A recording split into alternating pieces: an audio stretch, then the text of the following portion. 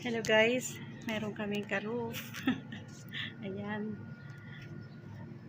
Dahil Eid bukas, kawawa naman siya. Kaya pinapakain ko siya. Ayan lang guys. So, binigyan ko kubos. Ba't iba naman ka-roof? May kubos siya kakas. Binigyan ko rin siyang tubig. Hello, hello there. How are you? Ka-roof? Ang laki niya oh guys. Side view ka nga ka-roof. Hello, hello, hello. Kagabihan din nila. Ay, saan ka pupunta? Went through here. Saan? Ayan, malis na.